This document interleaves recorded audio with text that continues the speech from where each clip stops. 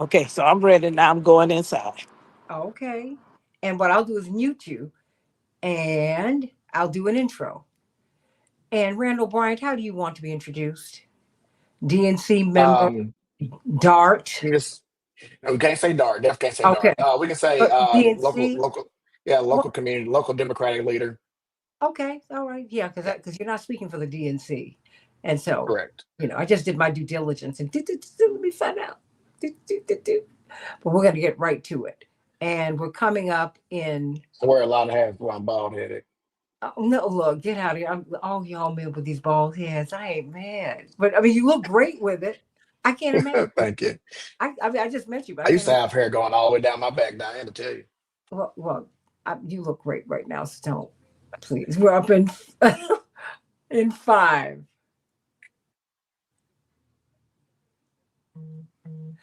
Hey, everybody. Welcome, welcome, welcome to the Santita Jackson Show here on AM 950 Radio, the voice of progressive Minnesota. We've got a lot to talk about today. It seems like our voting rights are at the center of everything. And voting rights really give you representation. Remember, there were three slave amendments as we look at what's happening in Texas, because Texas is a really, really big issue, everybody. You got the 13th, 14th, and 15th Amendments. The 13th freed us from slavery until we go to jail. Then the 14th gave us citizenship because that was a debate. We were not citizens, according to America. We were enslaved people who were here building the country, having been here since before 1619. We actually came when the Spaniards started their conquest. So there's that. But then this 15th Amendment is the vote. We had to fight for that in 1870. And it took 95 years for it to be enacted, which is the importance of the Voting Rights Act. So everybody like and share, like and share, like and share. Because we need to look at what's happening in Texas. Texas has more Black people in that state than any other state in the Union. Houston is on course to become the third most populous city in the United States, eclipsing Chicago. And with all of the Black people in Texas and all of the Latinos in Texas, they are on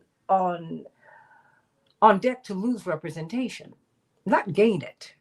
Now, mind you, the Constitution also says that the House of Representatives in the Congress is supposed to expand with the population, not contract. We haven't changed.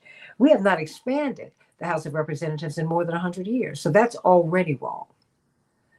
But now we're finding ways to cut out people who would make a credible argument for keeping Medicare and Medicaid, not cutting $1 trillion from that program. People who would build up public education that is academic and vocational. I think people should go to college if that is your inclination, but I think that we need people in the trades. You need education for that too. Heaven knows you do not need an uneducated contractor or plumber, electrician. And we've abandoned all of that. You need people who really understand the world from, as my father puts it, the manger up, not the mansion down. So, what is happening now is the oligarchs are having their say. They are at play.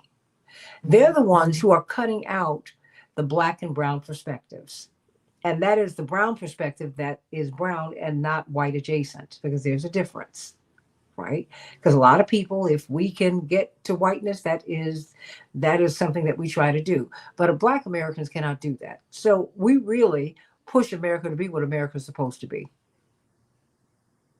because we have no choice. But that's a good thing. We fight for voting rights. We fight for everyone to have health care. We fight for people to be treated equitably in the healthcare system. We fight for you to be able to own a home wherever you want to live.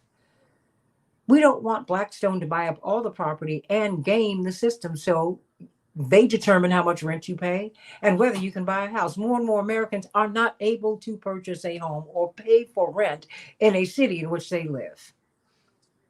All of these things are debated and dealt with in your state house and your state senate, in the U.S. House and the U.S. Senate. But what's happening now is these voices are being stilled. And yet, the genius of God is that Texas is a state that has a law that really compels all high school seniors to be registered to vote. You have 900,000 or so Black and brown people who are unregistered. Right now, don't despair, register these people to vote. You've got some high school seniors who are about to turn 18, some high school seniors who just graduated, who turned 18. Go out there and register them, talk to them. We have to have a plan. This is not a time for people to despair. This is a time for you to be hopeful and say, oh, there's work for us to do. Because now people are going to get excited and incited enough in a positive way, in a nonviolent way, to do the work. If you want a constitutional monarchy, which is what we fought in the American Revolution to become a constitutional republic, that means you need to get up and start talking. Voting is the end of the beginning of the process. So I've said a lot. But I want you to think about this. That's why I brought on two organizers. They're in the Democratic column, but that really does not matter because they're really in the people column. What we have never had the luxury of doing, what Reverend Ike said, we don't have the luxury of a negative thought. We've never had the luxury of exclusion. I'll let you all know a little something interesting, Randall Bryant. Our families go back several generations now. And we're so proud of the work that you're doing as a political organizer in the Democratic condition, but you better not upset your grandmama because she and my mother will come after you. Having said, and Diane Gibson, who's Rainbow Push Texas. You know, what we have to understand is that, and Diane remembers this because she was part of the Jackson campaign.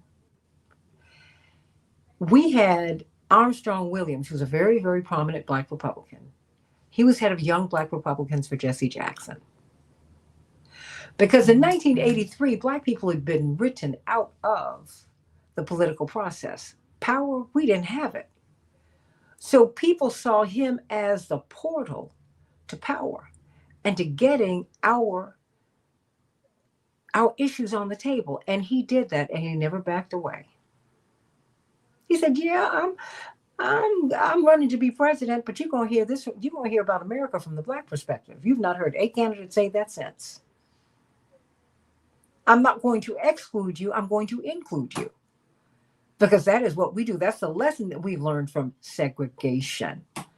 See, we were fighting for desegregation, not integration. I mean, that's a wonderful thing. It's lovely, but we can't get integrated in anything. I'm always going to be a Black person, and you can see that. So that's okay.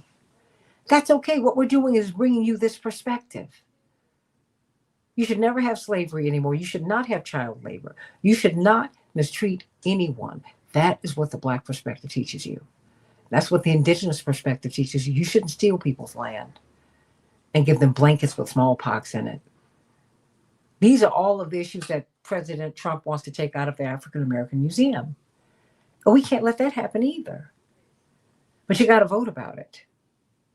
You got to register these 900,000 people who, just as Reverend said, Diane, you heard him say it, rocks just laying around. David, pick up your rock. I'm not saying you need to slay Goliath, but you need to take him down now. We've had $1 trillion, Randall Bryant, removed from our healthcare system. The Yale study says that 50,000 plus people will die every year. That's for starters. Unnecessary deaths. So now we see Representative Collier, Texas State Representative Collier, sleeping on the floor of the state legislature.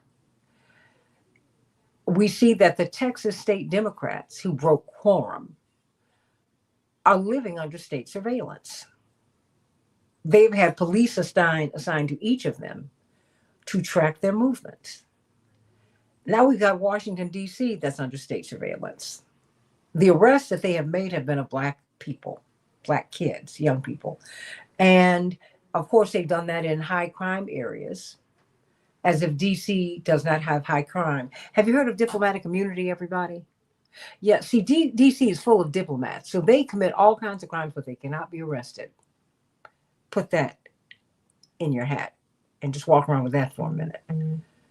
So you're going to get some Black people who are going to be on the side of President Trump because they're going to say, well, he's cutting down crime in my community. How can you don't live in that kind of community? Right? You're right. I live in a black community, but you're right, I don't live in a high crime community. That having been said, they're coming for you, and they're going to come for poor white people. If you look at these town hall meetings, you see where this is going. The Pentagon had a memo that was reported on by the Washington Post last week that said that the model that they're using in Washington, that they plan to roll out to Chicago, and if they're going to roll it out in Chicago, you know they're going to send it to Houston, that they plan to put in Oakland and Baltimore, and on and on. This is how they plan to quell unrest in the United States that they see coming, because black, white, brown, yellow, and red are not eating and losing their homes. People are being evicted like it's going out of style. So I've said a lot here. But let me start with you, Randall Bryant, because you are down in Dallas, and I think you are on track to lose a black representative, yes? Absolutely. Help me. So let me first thank you for hosting this forum for us to speak about very important issues that are impacting our community, but more importantly, impacting the country. Because if Texas loses a black representative, the country, our U.S. Congress loses black representation. Let me first start off by saying, back in 2021, this past redistricting cycle, I served as the redistricting consultant to the Texas Democratic Party. I served on our local City of Dallas Redistricting Commission. I also formed the North Texas Municipal Redistricting Project, which was to engage 10 cities and school districts across North Texas.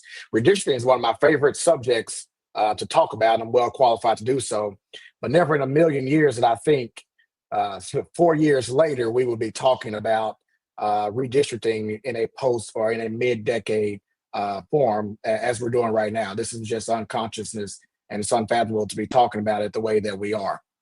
Nonetheless, the Texas gained 2 congressional districts through the census in 2020. 95% of the growth of Texas were due to people of color. And when the Texas House, which is Republican controlled, and when the Texas Senate, which is also Republican controlled, determined or decided to draw the maps, they drew one Republican Anglo district and one Democratic Anglo district. That alone was a slap in the face to people of color here in our state. Those maps were challenged in federal court, still are to this day. And the entire legal defense from Ken Paxton was, and those that submitted the maps were, there was no racial consideration given when those maps were drawn. So when Donald Trump and his DOJ sends down word that these maps have serious concerns of theirs for being racially gerrymandered, well, then when were you all lying about racially gerrymandering this state? Was it then or was it now? And we say both. We say both times, right? So because they willfully just turned around the argument. We just had the court case in El Paso maybe a month or two ago, right? Congresswoman Jasmine Crockett went out and testified. Congressman Al Green from Houston went out and testified that the maps that we are currently under for the congressional districts were racially gerrymandered. They are not in favor and support of minorities of this state. And the Texas Attorney General's office defended those maps, yet turned around on a dime when Donald Trump said that not only did he need 5 more votes or 5 more districts out of the state, but they put in there that they presume racially gerrymandering took place, right? And so, yes, the maps have been submitted in the first special session that ended this past Friday, but they turned around and started a new one on Friday as well. They've passed in the Senate completely. They've passed the House committee. I believe that they're expecting in about 27 minutes now to begin the process of taking the votes on the House floor for passing those maps. And yes, Black people will, by and large, lose representation from those maps. Congressmember Mark Vesey, who's been in office since 2012, that represents parts of Tarrant County and Dallas County, has completely his district has been completely eviscerated. And then What do you congressional mean district, eviscerated? What did they it's do? it's been carved up into about 4 or 5 different districts now. So the district as it was no longer, it doesn't even cross county lines anymore.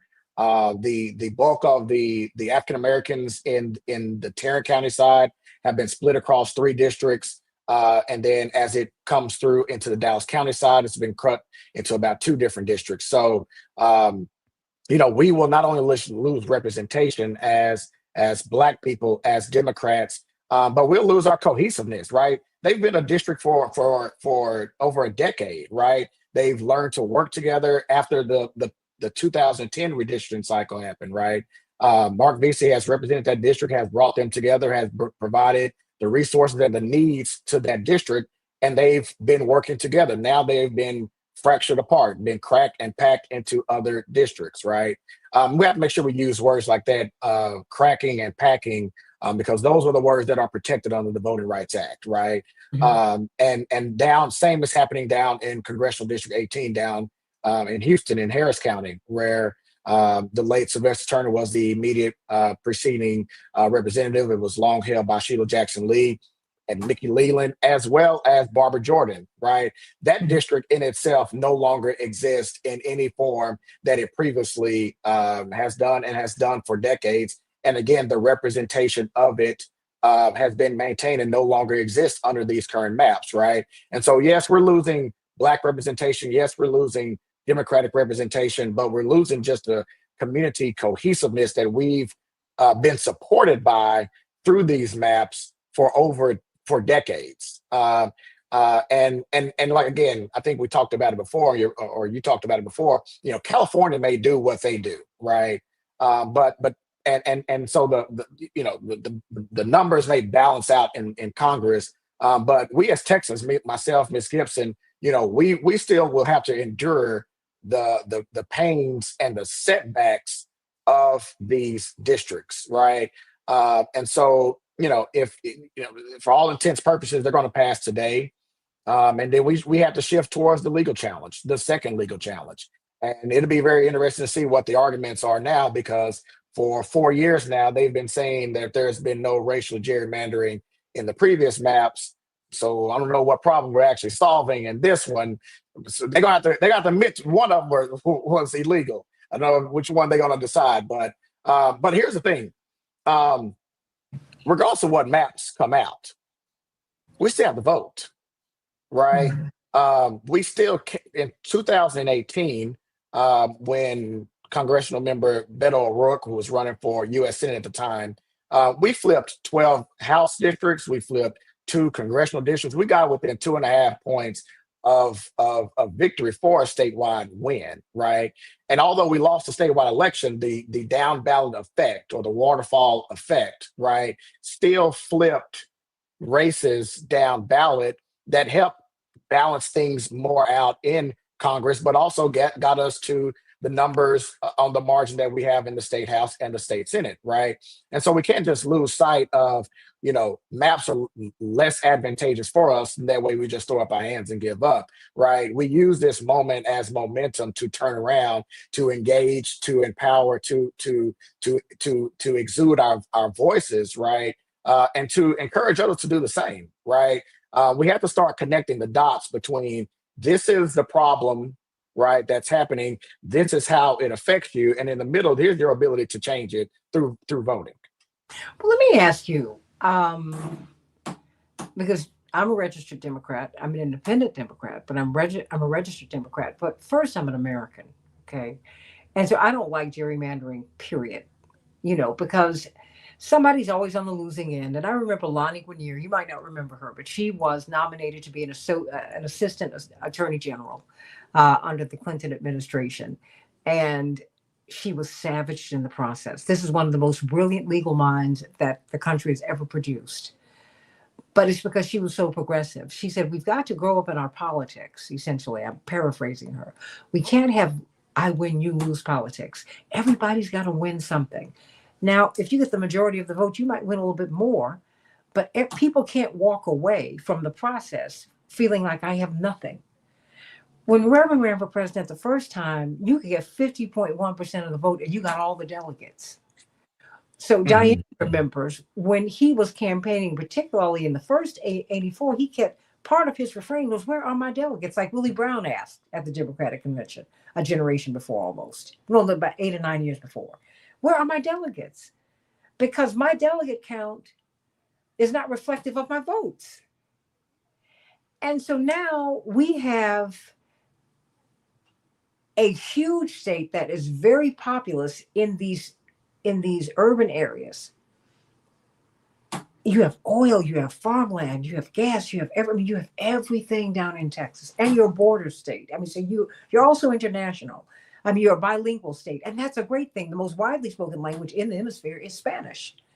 They're the first conquerors, European conquerors of the Americas. So I get it. I ain't mad at Mhm. nobody. So it's really America in microcosm. So I'm trying to figure out how it is that what is it going to mean, Randall Bryant, for so many people not to be represented, to have all of this underrepresentation, particularly when these cuts that have been instituted by, that have been codified by the big, beautiful bill, they're not supposed to hit until November 2026 after the midterms. That's, I mean, if we think these town hall meetings are something right now, Diane Gibson, Randall Bryant, we haven't seen anything because now you're going to see infuriated white people who never ever thought they'd be cut out this way. And I'm not making fun of anyone because everyone thinks that they're special until you're not. I guess it would be like you come home and one day your husband or your wife or your partner says, I don't want to be with you anymore." You're like, I thought we were all good. What happened here? And here we are. The state's growing and you're getting more representation. You're getting a greater slice of Texas, but you're about to lose that. I mean, how is that going to work? And how do you think people will feel about that on the ground, Randall Bryant? Yeah, yeah. So let's go back to why representation matters, right? This country was built on the premise of taxation without representation, right? And so, you know, I don't believe we've lost sight of that goal. That representation matters. I think we've kind of moved from Voting Rights Act and the Civil Rights era of the 1960s and lost the intentionality behind it, right? Because it wasn't that we couldn't get anything accomplished. Obviously, we got the Voting Rights Act accomplished with less representation, but it's when there's a need for constituents, and there are a pool of limited resources that can be disseminated into the district, who gets first priority?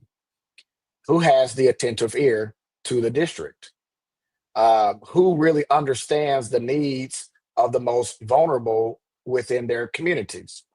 By and large, is those that have some akin to it, whether that be race, whether that be social economic classes. Again, these are things within the Voting Rights Act, right? These are things that legal scholars at the time understood what are the foundations for representation, right? And it's emblematic of this entire administration that we just completely throw out logic, we completely throw out reason, we completely throw out facts, we completely throw out history, right? And rewrite it all in the moment that we are living in. We have uh, our county, Dallas County. The Republican Party is chaired by an African American Hmm. from Florida, from former congressman from Florida. I won't call his name, but they are over here, baiting African Americans come to the Republican Party, leave the Democratic Party, especially black men. I'm gonna pivot just a second. Absolutely. February of last year, before we even got into the primaries, before we even got into Joe Biden stepping down, President Joe Biden stepping down, and Vice President Kamala Harris standing up and becoming the nominee. Before we even got to that, I wrote an op-ed in the Dallas Morning News talking about the shifting of Black men from the Democratic Party. And I caught more flack from Black men that in this town that was telling me that I was completely wrong, I was completely off base. That and what did we see? What did we see? The largest shift, not only in Black people, but specifically in Black men in one presidential cycle than we've seen probably since Reconstruction. But you know Right? what, Randall? Let me just insert this here. The people who push back against you are already empowered. Correct. The people who are at the bottom, who have no money, who have no voice, who've been locked out, they're the ones who heard you. That's right. I mean, and so it bothers me, Diane, but I want you to continue, Randall, that, Yeah. because I would, there were people who were making that argument across the country. Not many of you had the courage to do what you did. Let me Yeah. just say that. Yeah. But the furies that were directed at you, it was like, wait, he's telling the truth because I'm listening to people. Yeah. That's right. And then that gets transitioned into when I believe Congresswoman Jasmine Crockett went and spoke to the Texas House during the first special session on the redistricting matter, and an African American state representative Republican pushed back and said, I'm a Black Republican. These maps don't infringe me as in a racial manner. They're advantageous for me, right? And so, whereas Black people by and large have supported the Democratic Party at upwards of 90%, Black women 98%, right? We know those things, right? Those are facts. But when the arguments and the basis of things like the Voting Rights Act, which have protected us for 50 years, and let me just plug this too. The Texas maps have been challenged every decade, no matter if Democrats was in power or Republicans were in power. The Texas maps have been challenged every decade since the Voting Rights Act was imposed from a federal level, right? So Black people have been feeling the brunt of redistricting every cycle ever since the Voting Rights Act has been put in place. So it needs to be strengthened. It definitely does not need to be weakened, right? But again, back to representation, when you have Black people from the Republican side start to take and pick and pull certain parts of it for glorified talking points, then that hurts us. That hurts our ability to fight for it when you have Black people on the other side, and again creating the appeal to the Republican Party through avenues like well, there's one Black congressional member in East Texas that's a Republican. Okay, well, you got 1 out of 38. So now we just rewrite history because one lucky one made it at the expense of two in the urban areas, right? And so I think we have to continuously. That's why I love some of the stuff that Governor Newsom is putting out right now. We have to meet people in the moment where they are, right? We always have to reach people where they are, right? But this moment will be defined by if we meet fire with fire, if we meet the approach with the approach, right? I think we've been kind of stuck in this mode of we've always done it this way. We've always reached people that way. We've always relied on the tried and true, right? But there is a shift in the atmosphere. There's a shift in the rhetoric. There's a shift in the tone. There is a shift in the schematics of how to reach people and how to shape opinions, right? That's the work that I do. I do public relations, government affairs work where we call it shaping opinions, right? There's a change in the way opinions are being shaped, and we that speak to Democrats, that speak to Black people each and every day, have to kind of morph our style and our tactics to ensure that we're doing that, not just ensure that we're feeling good about the way we've always done it and continuously do the same thing. Well, we need to register people to vote. I mean, what Reverend says? He says, he's an old man from the South. He says, you fight fire with water. My mother said she frightened him to death. He popped up in in the bed last week, and he was listening to someone. He said, "You fight fire with water." And my mother said, "What did you say?" He said, "You heard me. You got 900,000 people who are not registered to vote there. You got high school seniors. You don't even have to worry You, about these you, folks. You only got 1 million people who just sitting right there waiting so for you." so you brought up one thing in your opening about high school students, right?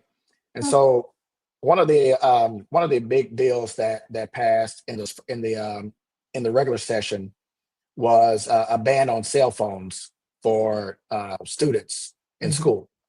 They have to register them and put them in a little pouch when they first arrive at school. And so my youngest daughter, she's entering high school, freshman this past week. And so when I picked her up Bless from your school, when I thank you, I mean a young black girl in Texas. heart. So when I picked her up from school, I said, how you feel without having a cell phone today? And she just kind of gave me the eye roll. And I said, you know who signed that bill into law? It was Greg Abbott, right? Channel your frustration to the appropriate people, Hmm. right? And this is why I was talking about where we sit in the middle, where we connect the dots between this is your issue, Hmm. this is how you solve it, right? You're in the middle and you have the power to use your voice at some point in life, right? But we have to connect the dots to say, kids, right? You don't like the fact that you can't use your cell phone Hmm. in school, or keep it on you on your person, right? Be real clear. The Republican led House and Senate and the Republican governor signed that bill into law.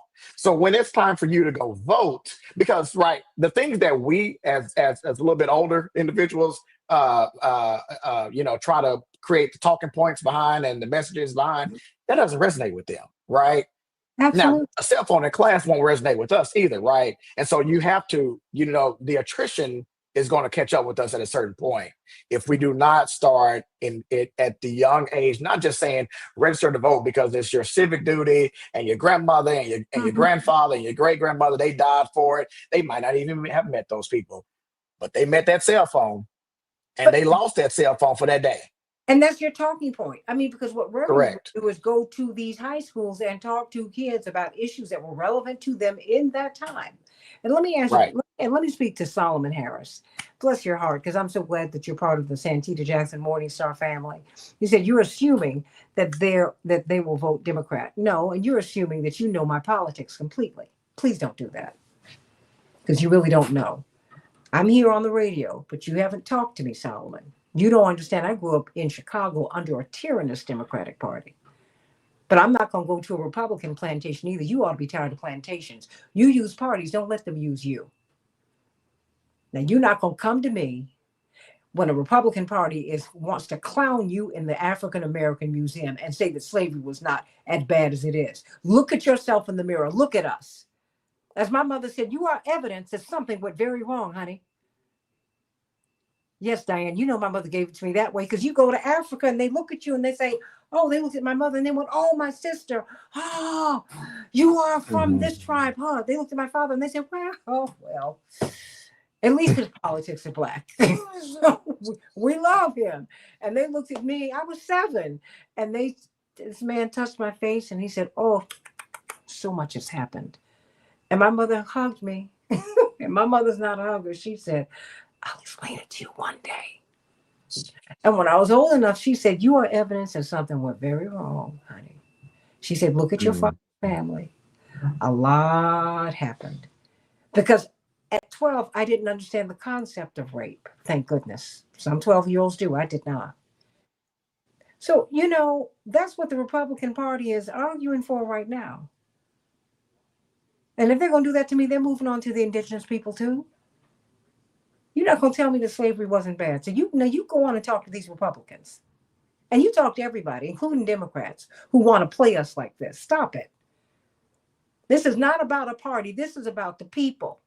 Because none of the parties stand for the people. Randall's got a fight on his hands when he goes to the DNC. Because we're trying to get everybody to speak for the people, Diane. That's always been the fight, Diane Gibson. Who's going to talk about these $1 trillion in healthcare cuts? Girl, some people, they closed the hospital I go to. That just happened in Chicago. They're closing Mm. hospitals. In rural America. They're closing them. In Chicago, an, there's an area in Chicago that is black, that is working class and poor. You got to drive 30 minutes if you're pregnant and you go into labor because there is no hospital there. And they're closing these maternity wards. They're keeping the hospital open, but too much liability if you have a baby with a country that has the highest rate of maternal mortality of any place in the Western world. So you keep this party thing. I don't want to hear it. I don't care what party you're a part of. I want you to be an American citizen and get registered to vote. Then you make a decision about a party. You can go on and do that. Go on, Diane. Open up your microphone because she's been doing this organizing Thank for you half a so century. much. I concur with everything you all have said. In the words of the good old Baptist preacher, we could just really say the benediction. No, So, no, I want people to hear your experiences because what Randall is giving you is quite honestly, he's a generation behind me. right. And And here's the thing. When we traveled with Reverend Jesse Jackson, I remember in 1984, we did voters registration, but in 1988, we took it up even a step higher. And what we did was we decided that, okay, you know what, this time, and it was led by your brother, Jesse Jr., we decided to get on a Greyhound bus. And do you know, we covered all those southern states. And guess what we were doing? Registering people to vote. That's why? what we did in 1988. Why was that important? That was important because we needed the voters' registration, but we also needed them to go vote. And Reverend Jackson was on the ballot at the time. But We remember he said, when I win, you win. Because that's see, right. everybody, this is where we met Beto O'Rourke, because his father was very involved in our campaign and he was the That's chief in right. 1988. So when you see him, he's coming and he will tell you, I'm coming out of that tradition. Hmm. And these are the people who are getting cut out, Diane. That's right. But I'm not trying to make an argument for a party. I want these kids to get registered to vote, Randall. Because and see, you got to condition your daughter right now so that when she Right. turns 18, she is waiting. I But got to And let me vote. just add to that, Rhonda, what you were saying. My granddaughter just turned 18 and she's a senior this year. And so now, you have to, what he said is you have to give them something they can relate to. I always tell her I go vote because my grandparents never got an opportunity to vote. Well, she never met my grandparents. She never even met my father. But here's the thing, she's 18 now. And so when they took that telephone to her, the way I made her the same thing basically Randall said. You know what? You are now 18. You are now a registered voter. So if you want to see a difference, then I need you to make sure you go out and vote. Because why? He's on the ballot for next year. The same person that took that right away from you, you get a chance now. And then she canvassed all her little friends and told them, if we want to get our telephones back. So I agree with you wholeheartedly. It works when you give them something they can relate to as to why they need to go vote. Telling them that we haven't always had the right and how people died for 'em. My Mm. 18-year-old is like, oh, okay then. Oh, okay then. But when Yep. she found out that she could have a say so and who took that telephone from her, something that matters to her. Not only did she decide that, oh, Grandy, I'm gonna have to go and register. I said you have to vote. She said, but I'm gonna tell my other friends too. That's who took our right away from us. We have to educate our young people where they are. We can tell them their history, but we also need to bring them up to reality too. And today is reality, and we need to let them know why your vote will make a difference. That's what we have to do. Is there any? Is anyone feeling what's happening with these Texas Democrats? I mean, they're under state surveillance. Mhm. You got Representative Collier who's sleeping on the floor. They lock the door when they get in there. And I asked Representative Jolanda Jones and Texas State Representative Jolanda Jones and Texas State Representative Ron Reynolds. I said, well, what if you have a personal issue that needs attending, that Right. you need to leave? She said, well, I don't know. I'm not there, but you certainly do have to ask permission to go to the restroom. Really? And now But that I Santine, mean, I have something even better than that. And Rhonda, maybe you can answer that because I struggled with this last night and this morning. Is there nothing that says this is false imprisonment to hold someone against their will? Is that discussed when you run for state representative? Is it documented somewhere that if this happened, this is what the end result will happen? Or is this just something that just happened? And I could not, as much as research as I did, I couldn't find an answer to my question. So I'm not a lawyer, Okay. but what I was informed, and I think this is all kind of new, and it's Mhm. all kind of on the fly, right? okay, We know that our state house members that did break quorum, uh, one were under threat and risk of fines and penalties up to $500 a day. Mhm. I believe and this was a package that was voted in the last legislative session after the 2021 quorum break, right? When Democrats fled to DC on the first redistricting fight, Right. right? In the 2023 legislative session, the Republicans passed a package of rules to try to deter quorum breaking in the future. Yet here we are. Okay. So part of those rules were again $500 in fees. Hmm. Um, their budgets for their staff was beginning to become reduced, right? That was a part of. So now it's like, we're having to incur fees. They're having to incur obviously living expenses being abroad, right? Their staff that they're responsible for maintaining, that budget from the state's perspective is being cut. Now we're having to figure out how to, replenish that either through personal funds or campaign funds or don't dollars raised. And so it's my understanding when they returned, right, to stop the continual withdrawal of funds Hmm. that they agreed to return on this Wednesday at 10 a.m. The Republicans have a talking point and I haven't read it, even if I was a lawyer, but the Republicans Hmm. have a talking point um, that the Speaker of the House has a duty to compel quorum to be made, right? Right. So that's according to them is part of his duties and responsibilities to compel a quorum. Okay, Mhm. so when they return and they affirmed that they would return, they agreed to have this in lieu of fact to return some form of this detail or whatever we're getting. And so from the lawyer perspective, what I've been told, I'm not a lawyer, and I haven't even really went into it, but if they signed that slip, that kind of signed away their rights. And maybe we didn't know it at the time that was Right. what we were actually doing, but like I said, I mean, I put out a post, I believe it's July the 24th, because, and that was before the quorum break ever even was Hmm. really well, it wasn't before it was being considered, but it was before it was actually a real thing, Right. that it was going to cost us about $7 million for 50 to just incur $500 worth of fees and about $1.5 million worth of lodging. Right. That was before we even got to per diems and food Hmm. and assistance. Right. So we were looking at, and we had to do it at least through April if we were going to stop the maps, because Greg Abbott said he was going to push the primaries off That's as right. far as he could, anyways, right? So this would have had for us to actually break quorum in a manner that would have had stopped the maps. This would have required a commitment for months, Right. right? And I don't know if we all knew that going into it, and that wasn't definitely was not part of the discussion, right?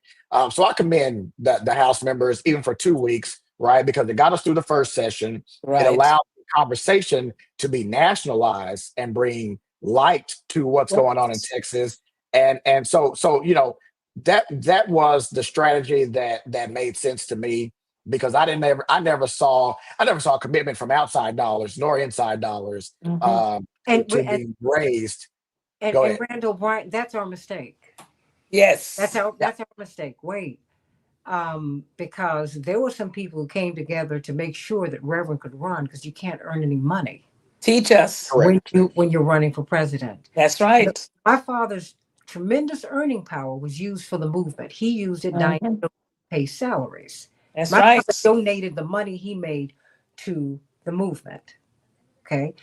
I think he and my mother allocated a month or two a year to make money and to feed the family. Hmm. And each one of us earned full scholarships to college. That's right. My mother said, I need you to pay for college because if the bottom drops out, that is, if an assassination takes place, Hmm.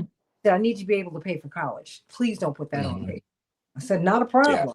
Gotcha. I'm saying you're not going to get anything without sacrifice. That's right. Okay. These working people, the washerwomen, the maids, the handymen, the people who shined your shoes down Hmm. in Alabama said, hey, you know what? It might take a year. I don't know how long it's going to be, but I'm going to walk. That's right. See, and we've gotten too comfortable and now we've lost the leverage because Yep. California, they got the whole state has to vote on it. California gave you Arnold Schwarzenegger, who's a very nice middle of the road Republican, but that's what he is. He gave you Pete Wilson. He gave you Reagan. He also gave you Kamala. He also gave you Willie Brown. He also gave you Nancy Pelosi. My point is, you got Orange County and you got LA. Yes. And then in LA, you got black and brown people fighting for their space, right? Yep. Fighting each other while the people at the top still own everything. Yeah. Fighting over the bone. Yeah, Yeah. I mean, and the marrow ain't even in it anymore because they Yeah. have enough sense to have taken it out. Your Well, grandma, maybe yours had, but they sucked the bone.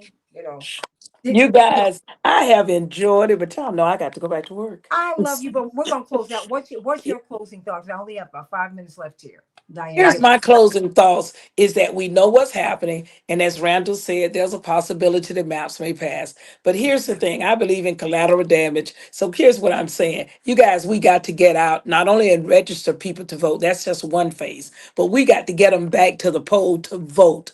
And you guys, they're on the ballot for 2026. So guess what? We may have lost 5 seats, but you're going to lose a mansion. So we got to get back out here and vote. And we got to vote with an attitude. So it doesn't matter if you're registered if you don't go out back out and vote. That's what I need for you to do is in November. I need everybody, November of 2026. You need to go and vote with one cell phone in one hand for the young people. And then we need to go vote for justice in the other hand. But every generation, multi generations, if you're 18 and over and you still living at 102, all of us need to show up at the poll. Everybody need to vote November of 2026. Mark it down now and vote early. That's right. Not often. That's the Chicago way. Vote, vote early.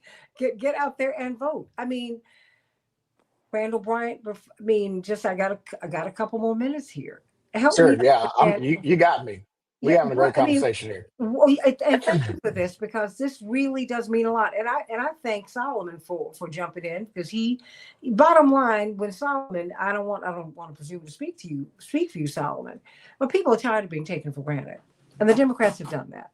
But Republicans have also written you off, and the black Republicans they use now, they give them their they really remember Edgar Bergen and Charlie. It's ventriloquism. They have Hmm. their hands up their backs, and a lot of Hmm. Democrats are this way too. You know, you're gonna have to go past party everybody so that you can get the policies enacted that you need. So I understood. I didn't agree with it, but I understood the black men who said, "I'm done with the Democrats." I understood it and there was a chunk of black women who did that too. I understood that. The problem is we were voting against our interests, and we don't really understand the interests that control this whole thing anyway. If you don't understand where JD Vance came from, that his sponsor is Peter Thiel, who is not from South Africa, but he's from the South African states, these frontline states. He supports apartheid. He said he thought it was an economically viable model when he was a student at Stanford. He was confronted by one of his black classmates. That's how he got on the ticket because he has been sponsored. JD Vance has been sponsored by Peter Thiel. You keep looking at Trump. President Trump, bless his heart, is in his 80s, and you can see that you can begin to see that he's physically beginning to struggle, not mentally, but physically. He's brought in his press secretary. She's not even 30. She's about 25. Mhm. JD Vance is 40. They brought in a whole generation of young guns who we're going to have to fool with for about 40 or 50 years. Yeah. And they are all doing the bidding of the oligarchs, Randall Bryant. Yeah. They're the ones who won. While we're Yeah. fighting over parties that don't care about us. Yeah. I mean, we've lost $1 trillion in healthcare benefits. Oh my gosh. What is that going to mean? I mean, and when you look at all these people who are not going to have a say in the bills. I mean, because the bills pass as they do, but you have carve outs. You know that you're in politics. You Sure. negotiate to stick this in the bill. Okay, I'm vote. Look, you all won. Right. Would you put this in there, and then I'll Right. get you the next one. Because Keep that that's hospital open that you were talking about. right. You're so horse trading. I get it. But Yeah. if we get something out of it, okay. But Sheila Jackson Lee and Sylvester Turner's seat has been open basically. Jolanda pointed out to me, Jolanda Jones, really since Sheila Jackson Lee died. They've Yeah, not pretty had much. Yeah. representation for more than a year. Yeah. I think Sylvester served for 3 months. Not even. He Yeah. won and he was sworn in In January. mid-January, third week in January. And he Yeah. died at the The beginning day of after the the day after the State of the Union he address. was sitting with my brother. They Wow. founded the DEI caucus. And he left the State of the Union address. He was ill, went to the hospital, and died. Yeah. All within the space of about 5 or 6 hours. Yeah. You know, you talk about the big ugly bill earlier. You know, Yes. that bill passed by one vote, and we had 3 Democratic members of Congress that were deceased at the time of that vote. That's right. And so when you talk about these maps and when you talk about political advantage with the maps and the balance of the districts, and this is why I said, you know, Texas, by and large, possibly will lose a Black representative, but this country will lose representation behind it because had Sylvester been living or had the 2 other members of Congress been living, we might be talking about a different America right now, right? And so this is not just a Texas loss. This is the national loss, and it has to be that message has to be crafted in a manner that makes sure that everyone um, understands that, right? And I made the mistake of kind of seeing these comments going up and down. I Oh, might I'm put it sorry. back on the private chat. No. I did it on my screen to see the comments, but I might just put the private chat because you know this is actually a fundamental You can yeah, speak no. to This is actually emblematic of what's actually happening, right? The distractions, or right? no, but honestly, they're weighing in. I want you to see it because that's who you're speaking to, right? Yeah, no doubt. Yeah, but I'm just saying we have to just make sure that those of us that have, and I see some good comments coming in too, right? I see some other ones that in their eyes are good, but in my eyes they're just distractions, right? But that's what this administration is built on is distractions, right? Um, you know, this administration has said from the very beginning, you know, we're going to throw out 3 crazy ideas every day and just let the media run wild with it, right? Trump said he was going into Fort Knox with going Facebook Live into Fort Knox. Whatever happened to that, right? And I mean, it's every day, but you know, we cannot get distracted with the things that are going on outside, right? This is an inside the house moment, right? Mhm. This is talking to our kids, like we were talking about earlier, right? This is talking to our friends that may vote sometimes but don't vote all the time, right? This is about each one, reach one, each one, teach one moment. You know, these forums, these types of platforms where we can, you know, speak to the masses, speak to the world, in one fell swoop moment is great. But this truly will be a neighbor to neighbor, friend to friend, peer to peer, family member to family member moment that's required to really resonate with the people that are going to be the most impacted, right? We talk in Texas every cycle, right? Like I said, I'm going into the DNC this weekend. I've served on the State Democratic Executive Committee for 3 years now. I was our county party's coordinated campaign director this past cycle, right? So I've seen Democratic politics on all levels. Um, the one thing that we know though is because we keep talking about every cycle, Texas turning blue. We call it a different name every time, right? We know the numbers. We know the margins that are required, right? But I can guarantee you, when Texas flips, it will be a poll that never showed, Pookie and Ray Ray that were inspired to go vote from something that wasn't inspiring them before, right? It's almost like the Trump effect in 2016, right? The those that were in the Appalachian Mountains, right? We couldn't poll those individuals, right? It was a That's spark, right. it was a pain that will be felt, right? From the $1 trillion in Medicaid that's cut, right? From benefits that are being received, right? It will require a certain level of pain that is not felt right now, that will be felt in the future. But then it's the Democrats. It's our duty to ensure that those that are feeling that pain understand who were those that inflicted that pain on them. Right. That's where we sit in the moment. Right.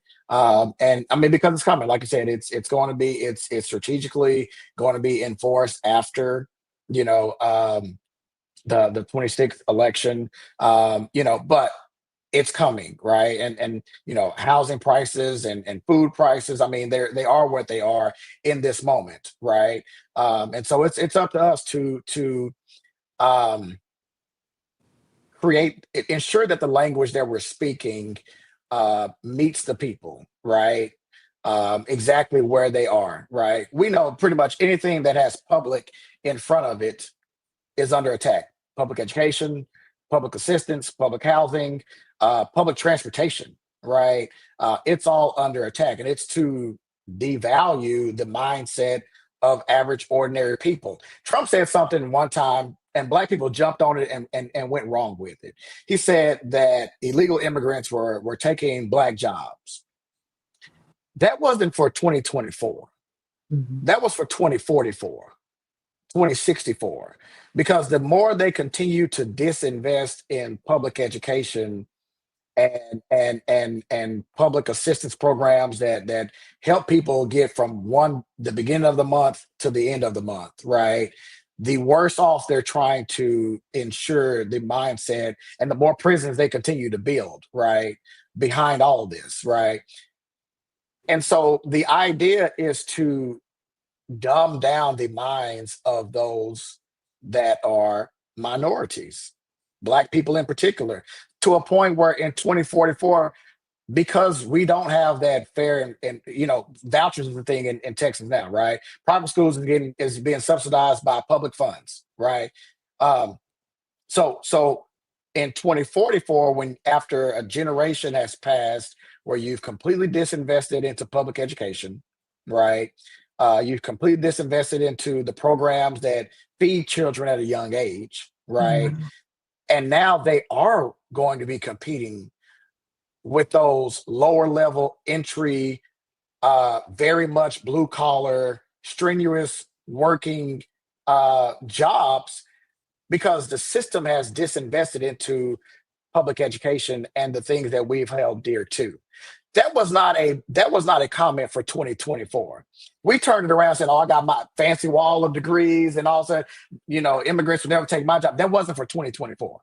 That was Mhm. for 2044. That was for 2064. When the country that they are laying the groundwork for today will completely be changed if we do not stand up today and do something about it. AM 950 Radio, the voice of progressive Minnesota. Been having this conversation with Randall Bryant, Democratic organizer, member of the DNC out of Texas. If you want more of this conversation, stay with us. If not, God bless you. Much love from the Santita Jackson Show.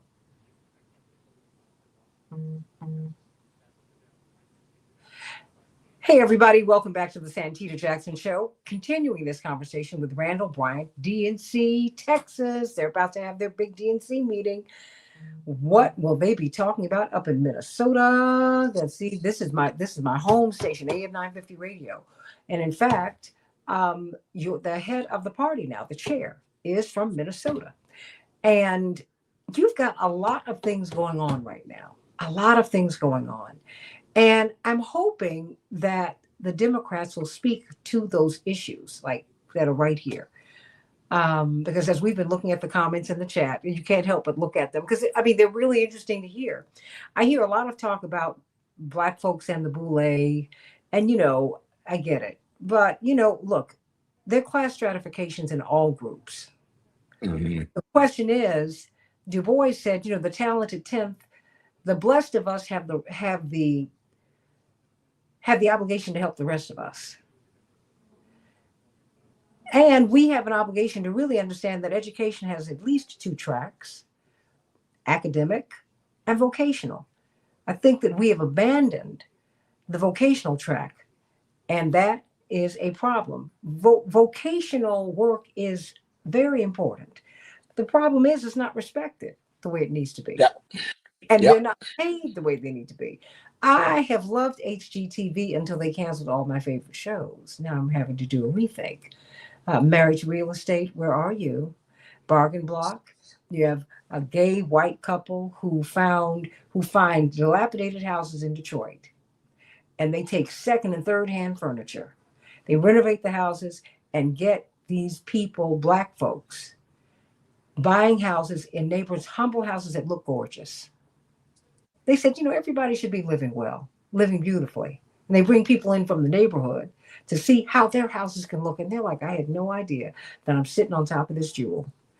And then Farmhouse Fixer, New Kids on the Block, Mr. Knight, wonderful. I mean, saving America's history. Now, mind you, I mean, they killed a couple of the shows, so I'm a little warm about that. Not just warm in this studio, but I'm a little warm about that. But if you HGTV and the Food Network, those are the trades, everybody. I know that Martha Stewart was a stockbroker, but she is a tradeswoman. That's how she has made her money and her fame. I don't know anyone in the black community who can really cook and who can do some hair who is ever without money. They're the people who ate during COVID because black folks were going to get their hair done. Oh yes, and they were. If you had a good meal and you could really make some great food, we were there. We're getting away from that. And we're getting fired from those jobs anyway. 304,000 black women were fired in 3 months, Randall Bryant, from these corporate jobs. And it's like we have more black faces in high places, but less representation than ever before. Right. I was at the DNC meeting in February, and I was there with Dr. James Ogby trying to get him, elected as a vice chair. That campaign did not yield a win, but at least he's still in the fight. He's still in the fight. I'm asking you, what is on the agenda this weekend? And I'm asking you that because we got this moment on right now. They are meeting. You're supposed to be saving all. I didn't realize you still have people missing from that flood at the Guadalupe River. Oh, absolutely. And there's still Oh, people who are absolutely. missing. Still people are missing. Absolutely. They're Yeah. supposed to be, this session is supposed to be about that. But they get a call from Washington. And what this is really about, when they should be saving people, what this should really be about is that. But now they're going to redraw these districts so they can really jam you. And I'm going to tell you, Solomon, I hear you. You can make an argument for the Republican Party all day long, but you're going to really feel this in a minute. Yeah. We don't And have I, 2 years, Randall. And I'm wondering, I've never waited on the Democratic Party to do anything, ever. yeah. But you got to help me to understand. Is Yeah. anyone So going to? That was in February when I was up there. No one was talking about the fact that so many black men have left the party, and it's a chunk. It's a yeah. chunk. And Yeah. wait a minute, there's a smaller segment of black women who have left also. Yes. Yes. So let me pivot it to just a second. I'll come back to that. Um, and it's about the Democratic Party and understanding right now there's the Democratic Party, but the Democratic Party is not fighting the Republican Party. The Democratic Party is fighting the MAGA Party. The Republican Party that we see today, that we've always worked against or work with or however you see it, it's not the party of Ronald Reagan. It's not the party of Dwight Eisenhower. It's not the party of George Bush, right? It's the party of Donald Trump. It's the party of authoritarianism. It's the party of fascism. And so that is what. So this idea that this Democrats versus Republicans, I don't concede to that idea, but I do concede to the idea in 2025 that by and large, people, regardless of what color you are, regardless of your social class, and more importantly, your political affiliation, has lost a sense of true value in institutions, right? And even the way we source and receive information today, there was once upon a time where, and I've been around politics for a very long time, right? There was once upon a time where the Black church not only held a lot of regard for the politics itself, but the Black pastor himself, right? Mhm. Well, when you now lose a sense of Black people attending Black church, that devalues that institution, right? Mhm. I'm the immediate past chair for the Dallas Black Chamber of Commerce. It's the first and oldest black chamber, founded in 1926. Black chamber founded in 1926. And And what is when of commerce? What is that? Yeah, the Dallas Black Chamber of Commerce is here to promote, advocate, and build up Black businesses and Black nonprofits, and the well-being of them throughout the North Texas region that we serve. Right, a man that everyone should know, unsung hero, A. Maceo Smith, Mhm. came in 1929, revamped the organization, went on to found about 20 additional Black chambers across the South, and the network of them are who they are now. But when I took over as chair 3 years ago, I served for 2 years, but I took over 3 years ago. It was in a declining state. Membership was down, programs was down, revenues were down, and the historical context of it, at least over the glory years that we called it, which were the '90s and the early 2000s, was built a lot on the procurement. Right, it was built on Black businesses, where they were architects, engineers, HVAC, plumbers, or wherever they came from, right? We had apparel owners, right, that were getting contracts with the school district, right? And so it was very heavily influenced on procurement, right? But when we look at 2025 and how people are earning incomes, right? We got social media influencers, right? We have people that go do food reviews and things of that nature, right? And so the diversification of how Black people earn money and earn wealth and accumulate wealth in the country has changed. And the kind of defining moment for the organization was, do we continue to only push one form of Black empowerment, which is the one that we've always held on to, or do we figure out a way to meet more Black people, to bring in more membership, right? And create programs for those people, right? And that's what we did. And membership has almost doubled. Revenues have almost doubled since in almost a 2 year span of time, right? That's kind of what the Democratic Party has to do. That's what a lot of our institutional organizations, the NAACP, the Urban League, these institutional organizations that were very much needed in the moment. We didn't have anything else but them. So I'm never going to say there is no need or no purpose for them, right? There Yeah. always will be. But there has to be a shifting of them to meet the moment and meet the people where they are to ensure the relevancy of them, right? And that's for all of us. That's for the Democratic National Committee.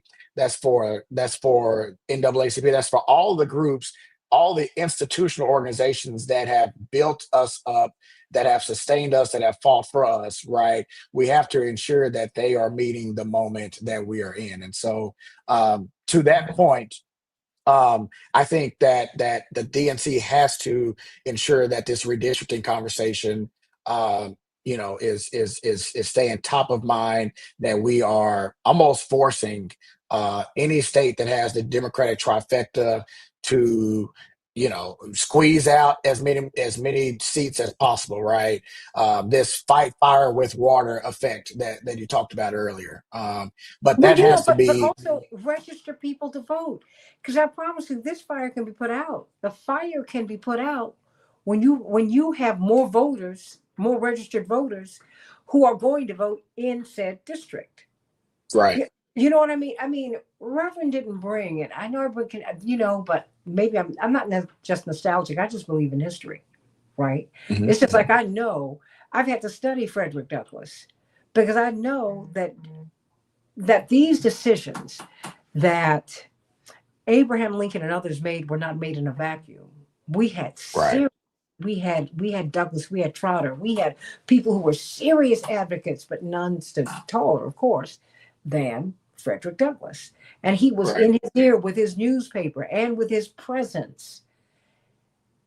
My question is, you know, like when you go to the DNC, what do they want to talk about? Because talking about Trump ain't it. Okay, Trump is still just under 50% in terms of his approval, and there's a reason for that, because people are still so angry.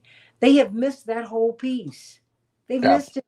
They don't want to talk about that because they're two wings of the same plane trying to hold up the same oligarchy, and I'm here to tell you that's not going to work. I've got nieces, nephews, and godchildren who are like 4 or 5 years older. Well, no, maybe what? They've just out of college now, so they're like 8 years older than your daughter. They're from Mhm. another generation, way, way. They don't want to hear a discussion about the parties. They're Yeah. done. And I mean, Yeah. I promise you, you lost Democrats, a whole chunk of them on Gaza. Mhm. That has been like a real issue. And indeed, was it Jonathan Greenblatt from the ADL said, you all do, he said in a private meeting with Jewish leadership that was leaked, he said, what you all don't understand is that this is not partisan. This is a generational divide. Yeah. These kids now, oh, okay, we got Chappelle is in. I want you to meet her.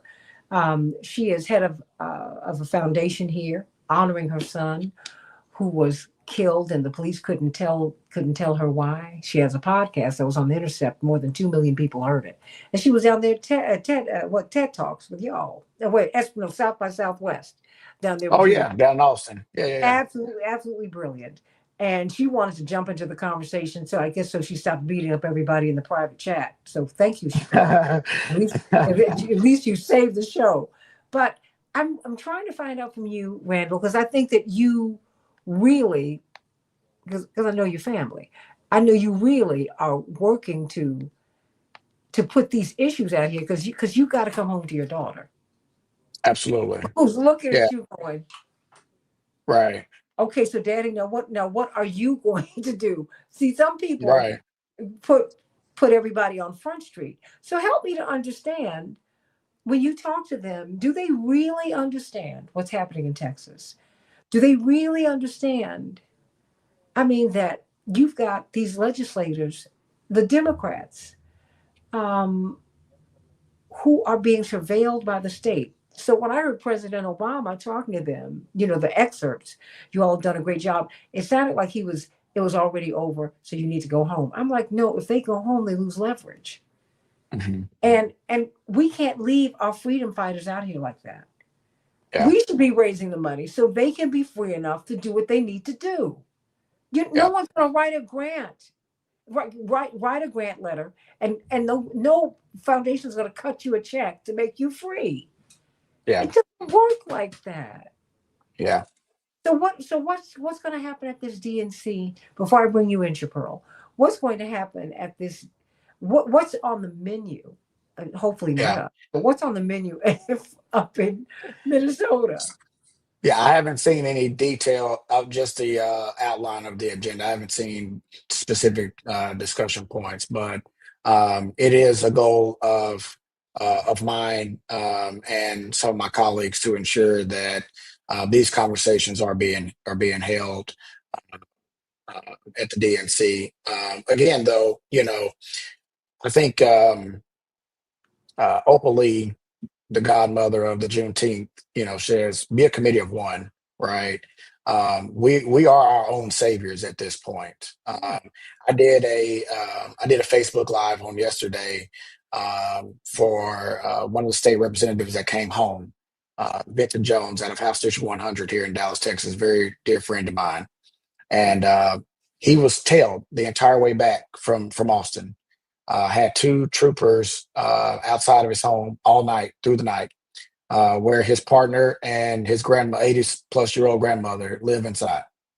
And being who I am, well, first he was up in Chicago, so I know he didn't get these good gizzards we have from Williams Chicken. So that's one of his favorite meals. So and I went Facebook Live this whole time. I mean, we made a fun of it, but you know for DPS troopers to stand out and detail, a duly elected city member of the House.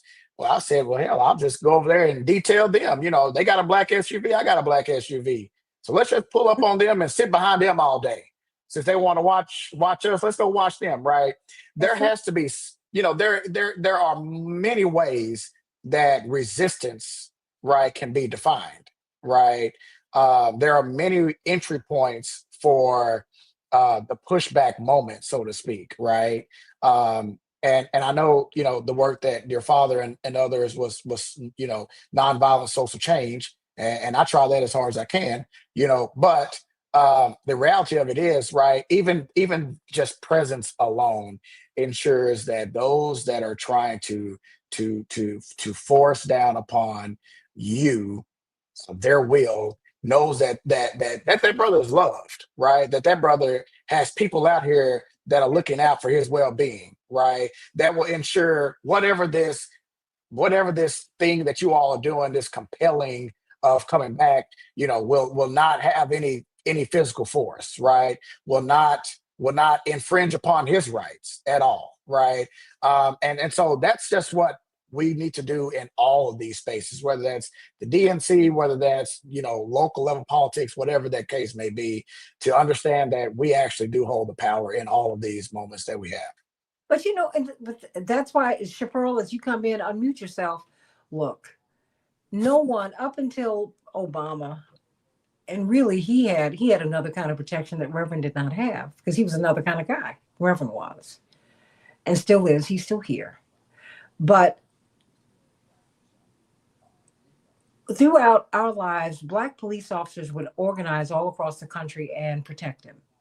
So whenever we landed someplace, just before he ran for president, because he was the lead Black spokesman, and folks knew that folks were trying to kill him all the time. I grew up with security in our house, and the Chicago police were out front.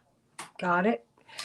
And look, even the Chicago mayor assigned a police officer to Reverend. Okay, so that's the kind of threat level that we lived with all the time. But when he ran for president, not only did Noble, the National Organization of Black Law Enforcement Executives, and the Black police officers organized, but the Fruit of Islam became the formal force. Marion Barry got his personal detail and put them on the road with Reverend. And then the Fruit of Islam picked up. The thing is, we've got everything we need within our community to protect these folks. Because if Yeah, they are arrested, Randall Bryant, and we are in a time in which people are being detained and sent out of the country, where will they go? See, I right. don't trust what will happen to them if they're arrested. And if they're being surveilled like this, what will happen? What happens after the vote goes through? Does it end? We got Yeah, to ask these questions. And you know what? When you get up to Minneapolis, You got to put that on the table too. And oh well, no, no, no, no, no, no. This is what we're dealing with here. And let me tell you, the blackest state in the union is Texas. And if you all don't figure this out, you're gonna have a problem. Because you're not gonna be Right. able to go to 18 and 17-year-olds and say, vote for the Democrats.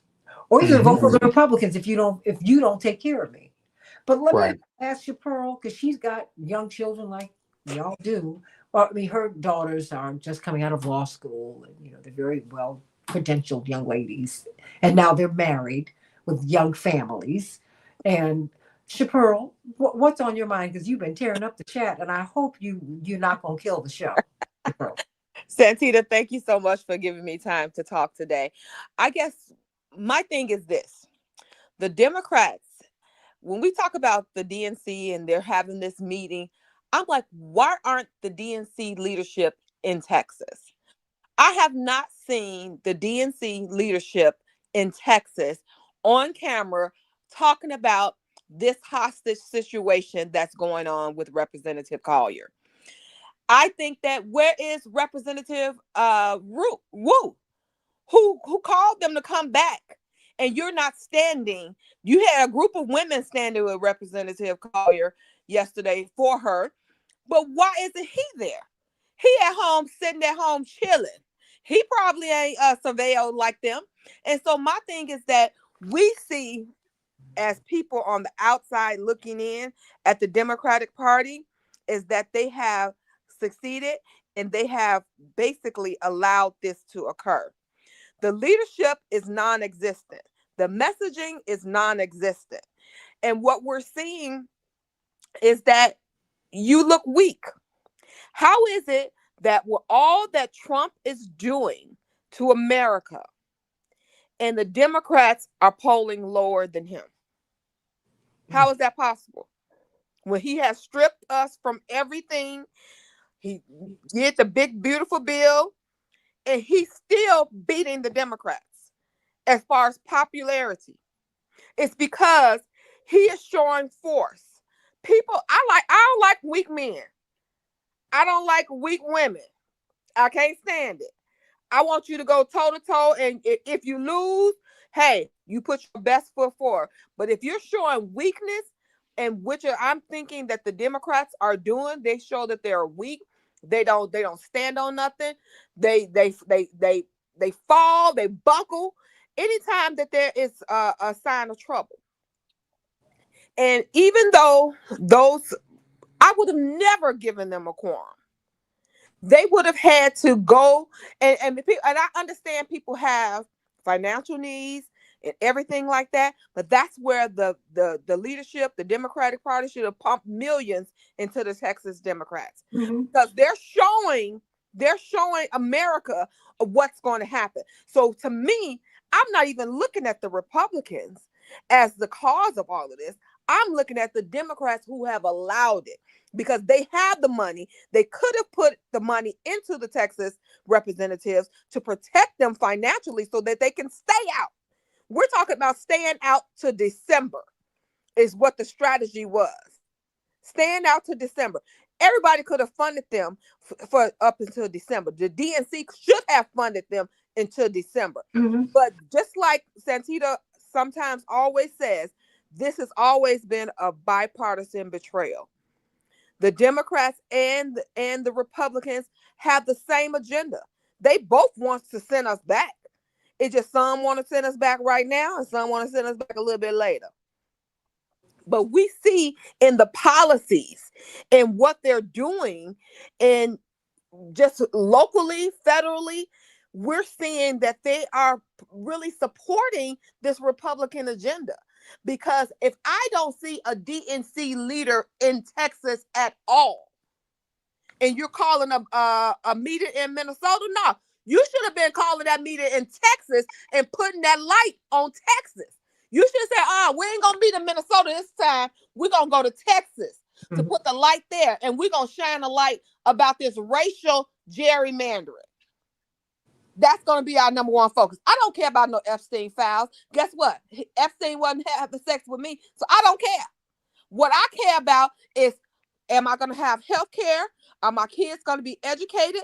Are my black children going to be racial profile? That's what I care about. And that's what the majority of Democrats care about, is these kitchen table issues that the Democrats don't seem to even acknowledge that exists. People are sitting up here starving. The rent is too high. The lights, the electric bill is doubled this month. Everything is going to hell. And we are sitting here suffering. And we have supposedly a Democratic Party that is supposed to be for the people, and they are virtually silent. So when you get to Minnesota, y'all need to be flipping tables and raising hell. Like, no, this meeting don't even need to happen in Minnesota. It needs to happen where the action is, which is in Texas. And you need to be calling out. And I don't understand why fellow Democrats don't want to sit up here and be pussyfooting around the issue with Wu and the Democratic leadership, that telling them, hey, why aren't you here? Every Black Texan representative should have never gone back. You should have continued to deny them the quorum, because they gonna treat you like a slave. You see how they got that woman sitting up there? She can't move. She got to sleep on the floor. Ain't no way. I would have turned over every damn table, and I bet you they would have let me out. But the reality is that this is what we're seeing. And what we're seeing is that the Democratic Party looks very weak, and they don't really care about what's happening. So the messaging is what the Democrats need to focus on and get right. They keep on saying, oh, the populists and the progressive Democrats are the issue. No, the blue dog Democrats have always been the issue, because they have always blocked the legislation. You see Trump, he said, okay, if you don't want to vote for this, Republicans, we're going to primary and get your butt out. That's how the Democrats need to begin to think. When these blue dog Democrats want to come up against and stop a bill, vote they butt out. Because that's what we will respect, because we see that you're trying to push legislation. So even if we get the House and we get the White House again, I don't have confidence that the Democrats will reverse all of this that's happened, because they believe in it. They didn't fight to protect it. We was begging Biden, protect the Voting Rights Act. He didn't do it. Why? Because he didn't believe in it. He voted against it before he was president. And so we know the reason why he didn't put those protections, because he was okay with what the situation was. He knew the plan of Project 2025. He knew what was going on. When we asked him for the George Floyd Justice and Policing Act to sign that, he refused. Everything that will protect Black people, he refused to do. And that was a Democratic administration. And Obama wasn't no better. He could have put Black Supreme Court justices on there, and he didn't do it. He was worried about the single payer system. All of the things that when they had the power, they refused to do it because they never believed in it. And I'm sitting up here as an independent, watching, sitting back, and now we have these effects. And the thing is that if they don't begin to reach the young people, because my age, I'm 52. I give y'all a little bit of grace, but these young people that's behind me, they don't give a damn. They don't care. And you have to reach them in different ways. They don't know. You have to reach them on Instagram and TikTok and everything like that. That's how you're reaching them. And then the new people don't even believe in voter registration. How is it that it's 900,000 unregistered Black people in Texas? How is it? Because people don't want to do the work. They want to leave it to the machines and the computer instead of doing the simple, going back to the old basis of the door knocking. So these are why we have the problems. You want to change this map? You got to go out there and get them new people and register them to vote. And this is what we're seeing. And so my plea is that when you go into this meeting, you go in mad as hell and ask them, where the hell are you? Why aren't you in Texas? Why is this meeting? Don't be sitting up here trying to, no, because they won't respect you. They won't respect what your positioning is when it comes to the needs of Black America. And this is where, because we have been carrying this party for centuries. And I'm tired. I'm tired. That's why when they were talking, when y'all were talking about earlier the museums and everything, I said Trump just want us to go out there and act a fool, protest, and so they can come out there and shoot us and kill us. Well, not protest, riot.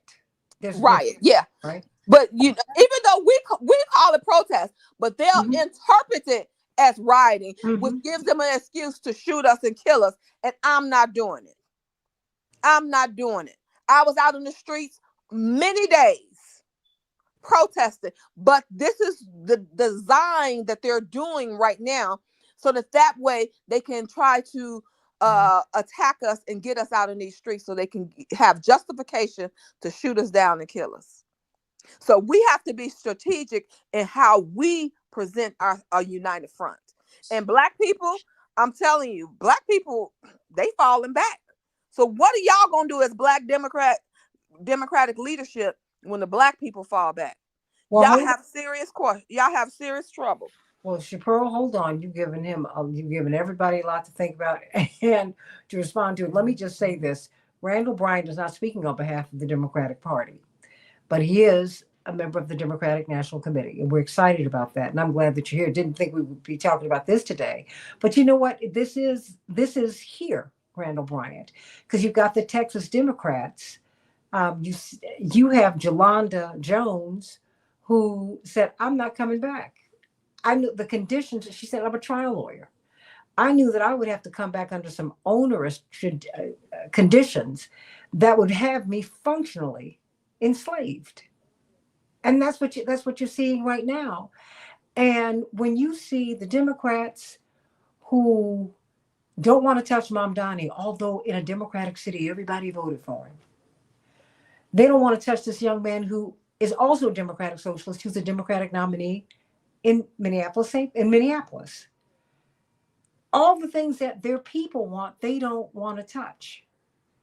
So now I see President Obama coming, and he's talking to the Texas Democrats, but his messaging to me was off, because it was like telling them, okay, you've won. Now you've made your point. Now go home. No, that you told them subtly to stop, and that killed the leverage. I'm not saying that we can't lose. It just makes it infinitely more difficult to win this fight. And this fight we need to win. We need Jasmine Crockett. We need Al Green. We need Mike Vesey. We need more. We're about to lose at least two of them. They've got to cannibalize each other. I mean, this is, and for them not to say anything about this, not to come to Texas, even if you don't have the DNC meeting in Texas, but I think, Chappelle, you made the point, they should be in Texas. They should. That's where the action is. You've got Beto O'Rourke, who is raising money, who they want to send to jail. He's like, bring it on. I want that voice. He's like, come on, just do what you got to do. But the people have needs, and I'm not seeing Pelosi. Now, okay, I see President Obama embracing Mamdani, but I think he's also embracing we wanted him to be a progressive, but that's not what he is. I don't have a problem with that, because his politics are what they are. And he did what he did because of his feelings, his thoughts. And he said maybe he made the calculation that if I'm going to advance in politics, I can't do it as a progressive and Black. Maybe that's part of it. I don't agree with that, but I can appreciate that. That having been said, the people's needs are so past anyone and their personal ambitions. You've got folks, we've got kids when I was a child, you got your teeth examined and your eyes examined in public schools. The Black Panthers fed you breakfast, lunch, and dinner as a child. They're the ones who started these school meal programs. The Black Panthers, they did that. You got these people wiping out those programs. They ought to be raising so much cane not because of Democrats, but because of people. And when I was at that meeting, the DNC meeting in February, I said, y'all don't even understand that you're losing your base here. They hear me. I'm from Chicago. The way Chicago goes politically is the way black folks go. Just we're the ones. Politics, the center of black politics in America has been Chicago. Mhm. The longest held black seat in the U.S. House of Representatives comes out of Chicago. It's the most segregated city in the country. So we're kind of cracked in packs too. That's how that works. Right. But Randall Bryant, I'm not hearing anything. And Texas is so important. Yeah. And I mean, and to lose Al Green and Jasmine Crockett, ooh, to have Democrats, these black Democrats running against each other. I mean, what? Mhm. And the DNC, the chair ought to say something about that and say, you know what, we're going to put some money into this. Now, mind you, the Democratic Party, post Obama, they had no money, and that's horrible. That's a horrible, horrible statement. Um, but I mean, but what do we do? I mean, because you got to make this argument to your daughter, as Yeah. because she heard you with that mobile phone. I don't want to say it like that. She heard you, Right. but you got 900,000 people who need to hear you. Yeah. If you registered them to vote right now, it would change the map. Absolutely. And the reality is, well, let me first say I don't want to necessarily give away too much in a public forum on what the goals Oh and no, outcomes and for you shouldn't. Texas is, but I will just point out two DNC members from Texas actually are a state rep and a senator, black state rep and state senator. So it is the intention of me and some of the other members to ensure that this is brought to the top of the conversations, right? And I don't want to go more into that Uh-huh. here, but you know, it's kind of like Jolanda Jones, State Representative Jolanda Jones, being the voice that she is, saying she's not going back. Well, clearly there are those of us that feel different than Mm-hmm. what the majority possibly is, right? And so I don't want to just, obviously I wouldn't be here if I was just going along with what everyone else is thinking and feeling, right? So there are those that Because you are were looking warned. at You were right. forewarned when Diane Gibson called you this morning. You were walking into, Oh and to yeah, no, fully no, no, no disclose, doubt, no to, doubt, no to doubt. fully disclose, our families have known each other for several generations now. So Yeah, he is not an unknown entity to me. So he knew what he was walking into. And he's got family members who will beat him up if he does not act right. I So, gotta check. I gotta check in. I gotta go check in as soon as it's done. But and I have to jump at the top of the hour. But of just course. to kind of just say, um, I don't want us to kind of I wish we wouldn't focus on what the majority is doing and don't feel like that there are those of us that are either isolated, independent, or trying to figure out how to galvanize with each other with similar thoughts and messages and ideas to figure out how to make these changes, right? And that's I think that's what it's almost like a binary choice that we have as black people in this country. Do we side with a party that gives us nothing, or do we side with the party that takes everything from us? And you can figure out which one is which in that. But um, And, going back and, to what I and, think I that, heard, and that is a binary choice. I mean, yeah, you're right. yeah, Because wait yeah, a minute. You do have a choice, and what you have to do is get inside these parties yeah, and fight, yeah, not yeah, capitulate. Because that's what I'm yeah, seeing with the black Republicans now. They've yeah. they've Well, capitulated, which is not what Art Fletcher and Gloria Toot. I know some black Republicans who fought for yeah, black people. That is not what these black Republicans are doing today. yeah. And I think also, I'm 38, right? And so as a young person that is kind of trying to find entry points into conversations, trying to find entry points into relevant levels of service, right? That is constantly being pushed down and looked down upon by elder generations, right? We have to find those entry points, right? Because it's like the old adage, Shirley Chisholm, if you're not, or not, I don't think of Shirley, but if you're not at the table, you're on the menu, right? And Mhm. so we have to just continue to find entry points into whatever that is, whether that's DNC, local leadership, whatever that is. We have to find the entry points because with all things, whether that's within our party or fighting against other parties, it's not going to be given to us. It's going to only be accumulated if it's taken away. And so I'm going to have to jump. This has been great. I'll do it again for Oh, I'm going to sure. have you back. What time? Well, I mean, well, not what time, but what else would you like to say before you go? And because you have listened, you've done a whole lot of listening, and I give you much credit for that. And I Yeah, thank and, you, and and I'm gonna I go back and thank read the you for what you comments do. too. Oh, Yeah, I'm I gonna go back and read the comments and because here's the thing, it's kind of like where I started with before.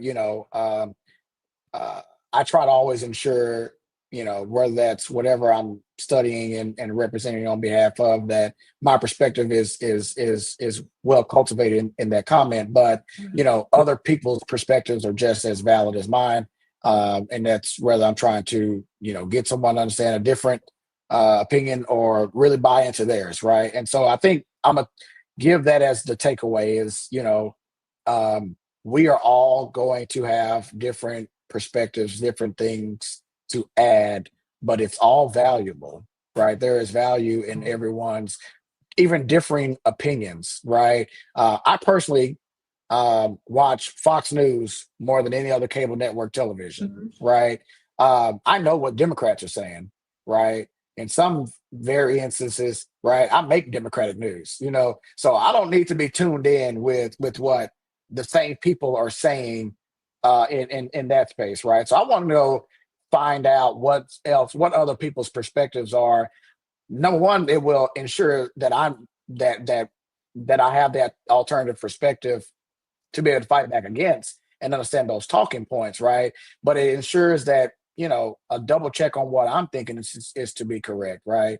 And so to those that have taken part in this commentary today, thank you for that.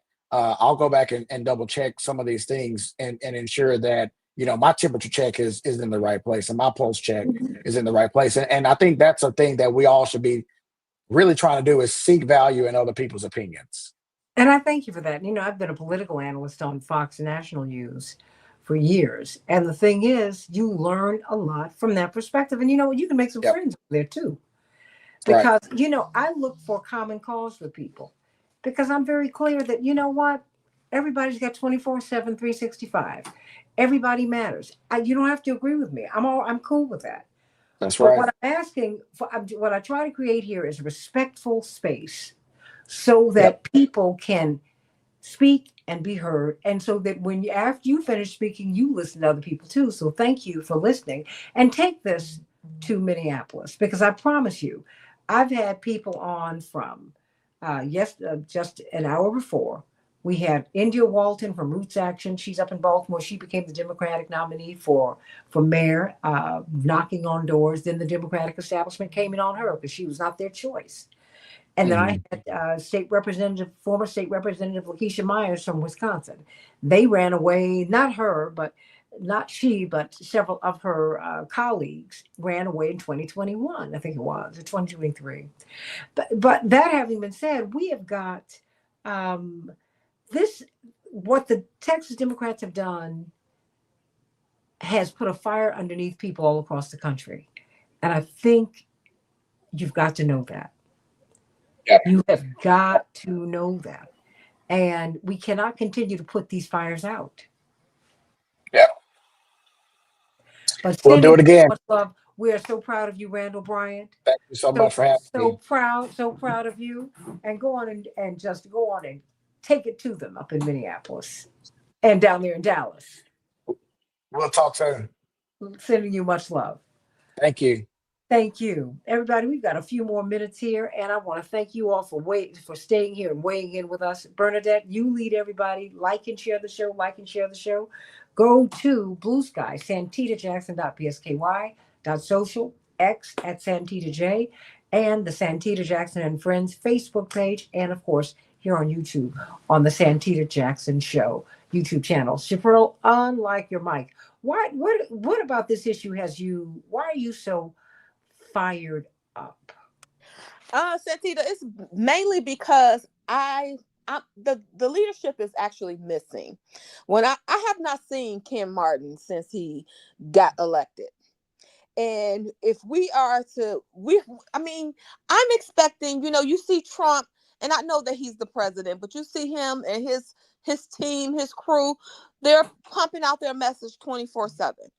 And Democrats don't even have a message.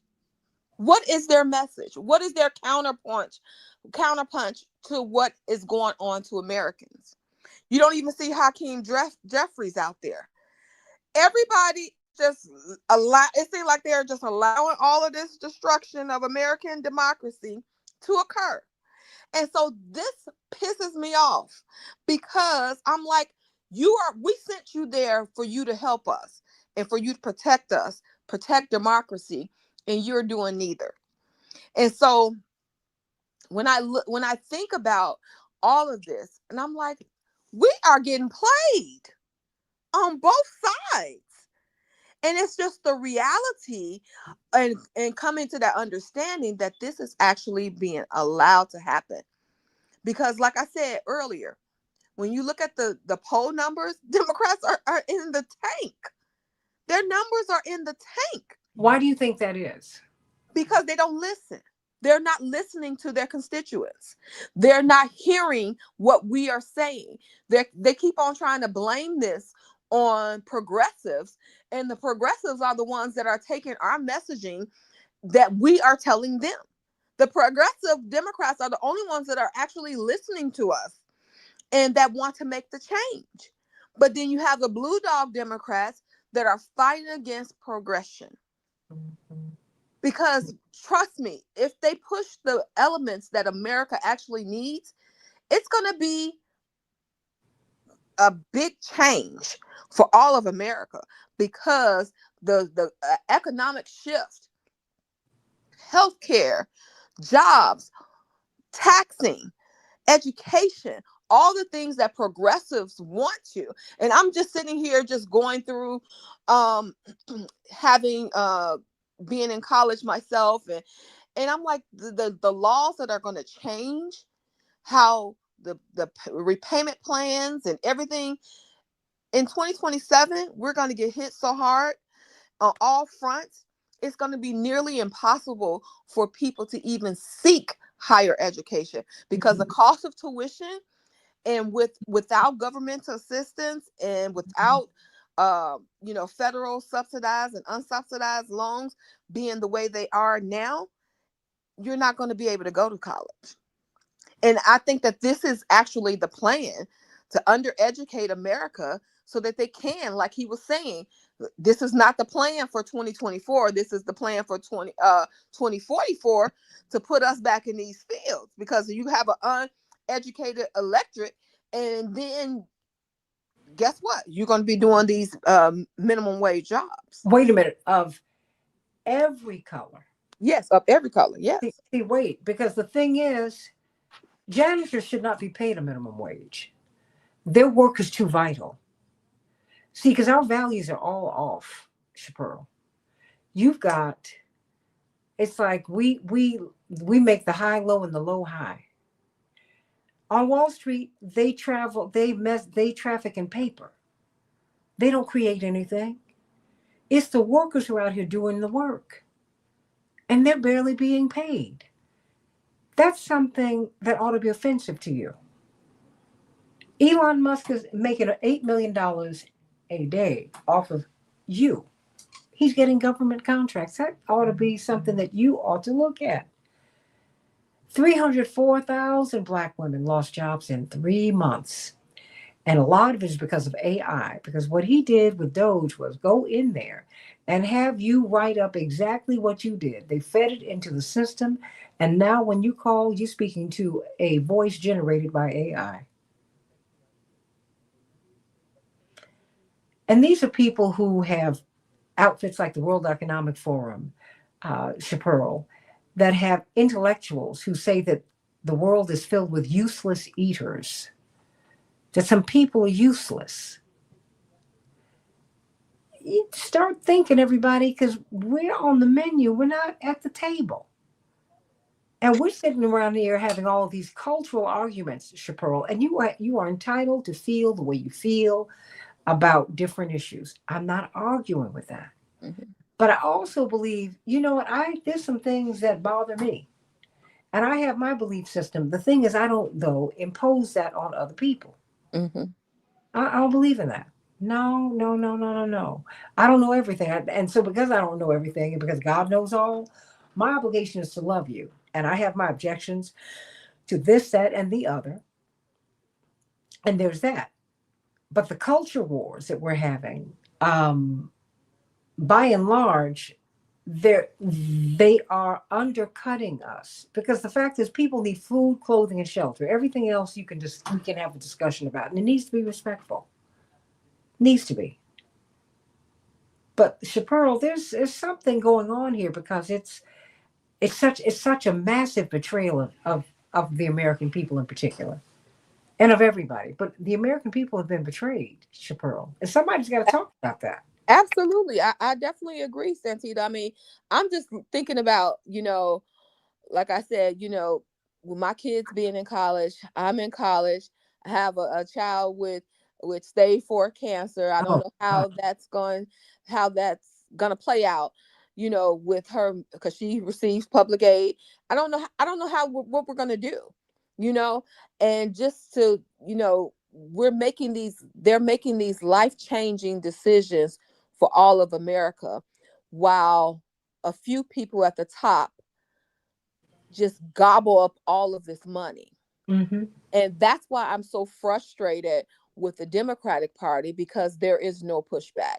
There is no voice that is opposition besides the people. Like, there are people like in social media, a lot of Black influencers, a lot of people progressives that are out here that are really taking it to them, but they're not in the power to make the change. I don't care how many influencers we have in social media, but we can't get to the table where the policies and everything are changing. Well, So wait a this is minute. what. The real influencers, you get your algorithm jammed up. The influences, for the Yes, most yes, part, they're from the intelligence community. I'll yes, just put it right up there. Okay. And just put a pin in that because Daryl, bless your heart, you said you apologized to me, Sister Santita, when I got upset with you for talking against the Democrats. I see that they need to be called out. I learned something here. Um, and you were previously in denial and blind too. You were not blind. Okay. And the thing is, I wasn't talking about the Democrats. I was challenging. I wasn't disparaging them. I was challenging them on our behalf. I mean, the thing is, and I appreciate that, Daryl, but baby, what I've always tried to do is make an argument for us.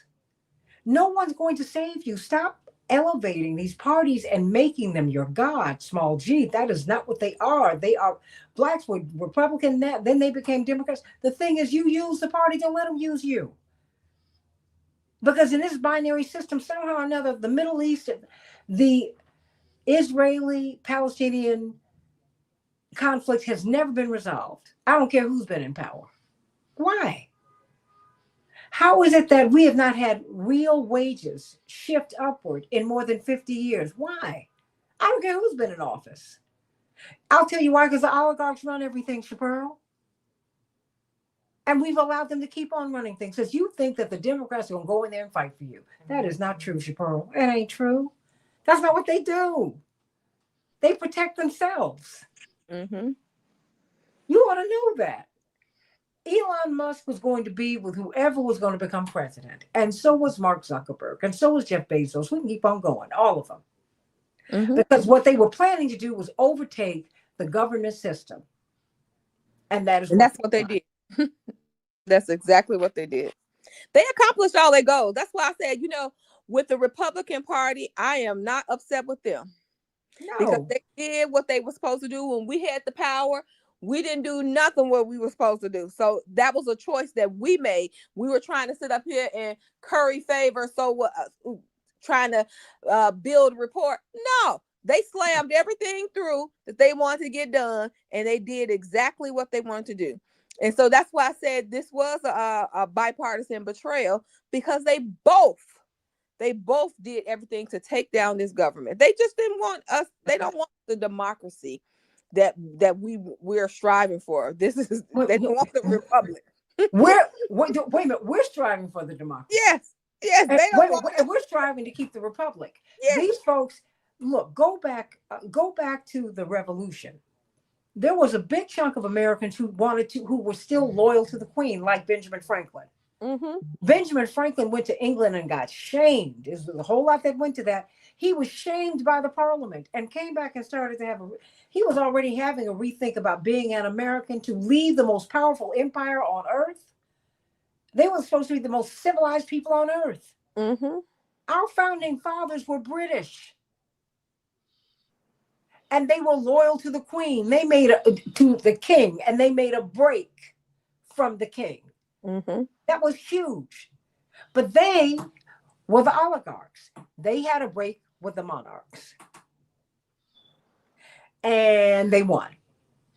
And they came back and replicated a monarchy, also known as an oligarchy, right here in the United States. That's all that there was to it. You better start thinking. This country was not founded by immigrants. It was not built by immigrants. It was built by enslaved people on stolen land. Stop with the lies.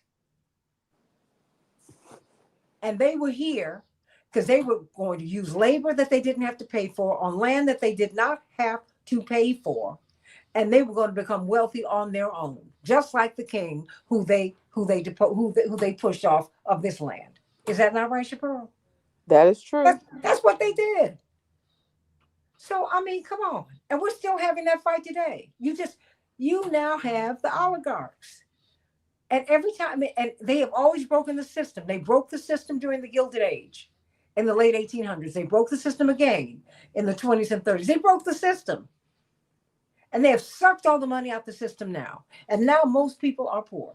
And now you got folks who are at the top who are saying, there are 8 billion people on earth, but we really should only have 2 billion. So who's supposed to go? And how are we supposed to go? Start asking some real questions, everybody. And you don't have to apologize anymore, Daryl. Let's just live and learn together. And I appreciate it. But I just know that I have not been trying to hurt anybody. I've been trying to speak to our needs. Because I'm seeing people, Chappelle, who are not going to eat. I've been behind 1 or 2 people in some grocery stores who are trying to figure out their money, and my mind's kind of wandering. And if I have some extra money, I help them. And I'm like, hey, take this, be blessed, and go on. Please, go. Because somebody helped my parents when they were in need. My father stood in the food line at Fellowship Missionary Baptist Church when his scholarship money ran out, and he had a wife and 3 children to feed. My parents were about to be put out of a hospital. Congressman Jonathan Jackson almost didn't live because my parents had no money. But Dr. King saved them, came up and saved his godson, Jonathan Luther Jackson. And my father saved people. It shouldn't be like that, everybody. Nobody should die because they're being denied health care. Nobody should be without food, clothing, and shelter. No one should not have the opportunity to get an education, whether it's academic or vocational. Nobody should live like that. Nobody deserves to be treated well. That's your God-given right. Chappelle, I'm going to let you have the last word here. Well, Santita, thank you so much once again. I just think that we all have to keep pushing, email our congresspersons, our senators, and just express what it is that we need from our government, because they are we're their employers. They work for us, and we have to remember that we do have power, and they do respond to the pressure from the people. And so we just have to put the pressure. Like I said, I believe right now that Harris County needs to be in Austin, Texas right now and surrounding it. That's what needs to happen. But if you don't have the Democratic leadership advising the people to get out there and surround the Capitol before they go into that building to do this vote, That's you right. know, you have to stop them in some way, shape, or form. And so, and then when they try to take them 52 or 51 Democrats in there, and the people should be pushing back. This is what type of resistance that we need at this time. And when you see that show of force, they'll think about going into other cities, doing it. But it just seems like everybody just sitting back and say, okay, they here. You got to fight. But thank you, Santita. I got to run and go to the doctor now, but I appreciate you so much for having me. I love you, and I love all of you. Andre, Daryl, that's right, and Dave, and Robert, and look, Medi, sending you so much love. I thank you for being with us today. I hope you had a good time. And please like and share the show, like and share the show. Hey, Bernadette. Everybody like and share the show. Carol Soskin, sending you so much love. Medi, my sister Medi. I love all of you so much. Dave Dowling, sending you so much love. Robert, shalom. I love you, love you, love you. Like and share the show, like and share the show, like and share the show. Hey, it's an exciting time, everybody, and it's our time. Our time has come. It's the time is now. I love you, everybody. AM 950 Radio, the voice of progressive Minnesota, the Santita Jackson Show. God bless.